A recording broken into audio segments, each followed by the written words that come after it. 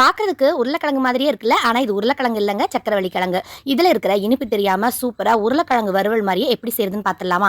சக்கரவள்ளி கிழங்குல இருக்கிற தோலெல்லாம் எடுத்துட்டு இந்த மாதிரி ரவுண்ட் ரவுண்டா கட் பண்ணி தண்ணிக்குள்ள போட்டுக்கோங்க. இப்ப கடாயில நல்லா 4 ஸ்பூன் அளவுக்கு எண்ணெய் ஊத்திட்டு சோம்பு, கடுகு, கொஞ்சமா உளுத்தம் பருப்பு இதெல்லாம் நல்லா வறுத்ததுக்கு அப்புறமா கட் பண்ணி வச்சிருந்த அந்த கிழங்கு அப்படியே சேர்த்துக்கலாம். இப்போ இதுல 1.5 ஸ்பூன் அளவுக்கு உப்பு சேர்த்திருக்கேன். 1 ஸ்பூன் மஞ்சத்தூள் சேர்த்து நல்லா மிக்ஸ் பண்ணிக்கலாம். உப்பு மஞ்சத்தூளும் இந்த கிழங்கோட நல்லா மிக்ஸ் ஆறது மாதிரி நல்லா கலந்து விட்டுக்குங்க. நல்லா 2 நிமிஷம் நல்லா வதக்கி விட்டதுக்கு அப்புறமா நம்ம 2 ஸ்பூன் மிளகாய் தூள் சேர்த்துக்கலாம். இது கூடவே 1 ஸ்பூன் அளவுக்கு பெருங்காய தூள் சேர்த்துட்டு தண்ணியை இந்த மாதிரி தெளிச்சு விட்டுக்குங்க. ஒரு 2 முறை தான் நான் தெளிச்சிருக்கேன். நல்லா இப்போ மிக்ஸ் பண்ணிக்கலாம். சக்கரவள்ளி கிழங்கு நல்லா சீக்கிரமா வேகக்கூடிய ஒரு கிழங்கு.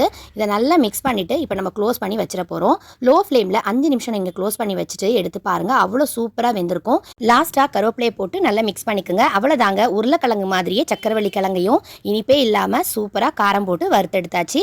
குழையாம சூப்பரா இருக்கும். ட்ரை பண்ணி பாருங்க. பாய்.